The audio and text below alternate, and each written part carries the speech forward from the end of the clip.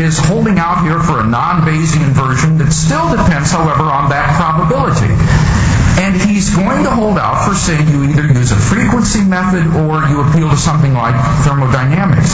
Now, I frankly simply don't understand how he thinks you can use a frequency model of probability to assess whether or not historical events actually occurred. If you have an event which is unique in history, even a natural event, the mere uniqueness of that event does not show that it's improbable with respect to its historical evidence that supports it, with respect to either the background evidence or what it explains. So I don't see simply how you can use a frequency notion of probability to say that because an event is unique in history and has never happened, that therefore somehow it is improbable that this thing actually occurred. You have to weigh the evidence for this thing to determine whether or not it's actually occurred, not merely its infrequency. As for the point about thermodynamics, he says, I'm not arguing that this would violate natural law and therefore be impossible.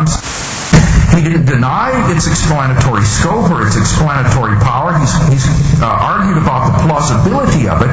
He says these claims of Jesus are controversial. It is a matter of controversy, but I quoted the consensus of scholarship on this issue. Many scholars think that Jesus never claimed to be, say, the Son of God or the Lord or the Messiah, but they admit that he did and carried out a ministry that implicitly implied that radical self-understanding of being the unique Son of God and the unique revelation of the Father. You can even show this using the minimal 20% of Jesus' authentic sayings recognized by the Jesus Seminar, which represents the radical left wing of current criticism. So there is a consensus here, and he's got to deal with the historical evidence concerning who Jesus was. He says, but you're mixed up, Dr. Craig, because are the claims prior to the resurrection, or is the resurrection the vindication of the claims? Let me explain this. I think it's very simple. The resurrection purportedly occurs in a historically charged context of an unparalleled life and ministry of this man, Jesus of Nazareth. That is historically well established. It is in that context that the resurrection then takes on such significance religiously as being plausibly interpreted as the vindication of those claims. So there's a sort of symbiotic, I guess, relationship between the two. The claims are the context which gives significance to the resurrection because the resurrection is seen as the vindication of the claims. He's not denied that the resurrection is less ad hoc or that it's not disconfirmed by improbable. Now, of course, Dr. Craig will say, I'm not talking about probability, I'm talking about plausibility. Well, then let me ask him to tell us exactly what is plausibility. I have some kind of an idea what probability is. By the way, I do not assume a frequency theory of probability, as Dr. Craig seems to have suggested.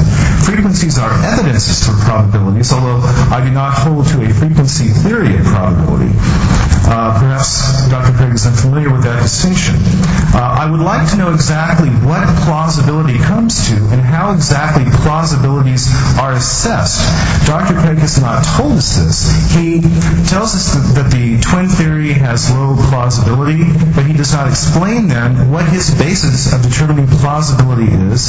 He has not really told us what plausibility consists in. I would like to know that before I would accept the resurrection theory or any theory. I wanted to suggest that McCulloch's idea is that of partial entailment, which Rudolf Carnap had come up with, and that view has been rejected all around. McCulloch talks about degrees of implication. That's almost a contradiction in terms, degrees of implication, unless you're talking about partial entailment. Dr. Craig has not addressed that issue.